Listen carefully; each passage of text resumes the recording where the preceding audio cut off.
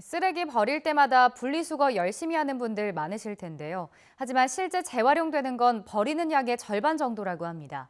특히 플라스틱은 23%에 불과한데 제품을 만들 때 재활용을 고려하지 않는 게 문제로 지적되고 있습니다. 홍민기 기자의 보도입니다.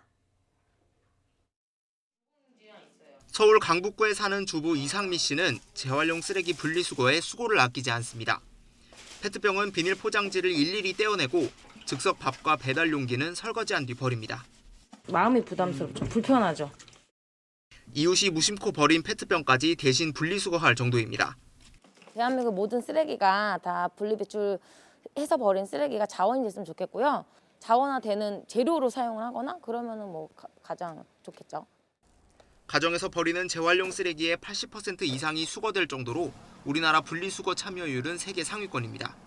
하지만 이 씨의 바람대로 수거된 쓰레기는 재활용되고 있을까? 경기도 부천시의 한 재활용 선별장.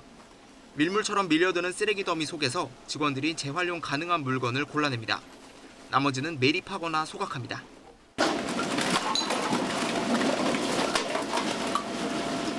선별장 전체를 도는 컨베이어 벨트 길이만 10m 이상. 벨트 끝 걸러지지 않고 남은 쓰레기 더미에선 페트병과 비닐, 플라스틱 제품을 쉽게 찾아볼 수 있습니다. 제가 이곳에서 10분 만에 찾아낸 것들입니다. 이렇게 음식물이 묻어있는 용기나 의약품은 재활용이 안 되는 것이 당연한데요. 그런데 이런 즉석밥 용기나 비닐 포장재도 재활용이 안 되는 것은 아니지만 사실상 쓰레기 대란을 불러올 수 있는 물건들이었습니다. 합성 플라스틱은 재생하더라도 품질이 떨어지기 때문에 거의 재활용되지 않습니다. 한 가지 재질보다는 단가가 낮아지죠. 이런 게 들어가 불순물이 들어가는 거잖아요.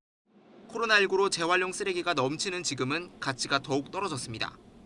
결국 재활용 업체에 돈을 더 주고 팔거나 이마저도 안 되면 묻어버려야 합니다. 우리가 매각할 수 있는 거는 43% 정도, 그 나머지는 EPR이라고 해요. 우리가 처리비를 줘갖고 운반하는 게 있어요. 재활용품이 섞이게 되면 재활용 성능이 나빠지다 보니까 단가도 좀 나가지고 가져가는 사람도 안 가져가려고 하고. 환경부는 지난 2018년 생활 폐기물의 62.1%가 재활용된다고 밝혔습니다. 하지만 현실과는 차이가 있습니다. 선별적으로 그런 거는 작으니까 거기서 일부 잔재물이 좀 나오긴 하거든요. 그 차이는 좀 약간 있습니다. 소비자가 버린 재활용 쓰레기 가운데 절반 정도만이 재활용되고 있다고 전문가들은 보고 있습니다. 플라스틱만 놓고 보면 고작 23%에 불과하다는 국제환경단체의 조사 결과도 있습니다. 그래서 지금껏 소비자의 참여만 강조해온 쓰레기 종량제를 생산자 책임을 늘리는 방법으로 개선해야 한다는 지적이 나옵니다. 재활용이 어려운 재질로 상품을 만들면 아무리 분리수거를 열심히 해도 소용없다는 겁니다.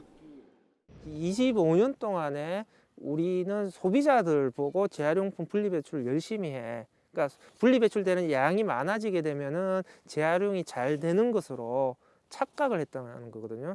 뚜껑이나 라벨 같은 경우에도 몸체와 똑같은 재질로 만들어주는 것이 재활용에 도움이 되고요. 쓰레기는 또 다른 자원이라는 오랜 믿음은 모두가 동참할 때 지켜낼 수 있습니다. YTN 홍민기입니다.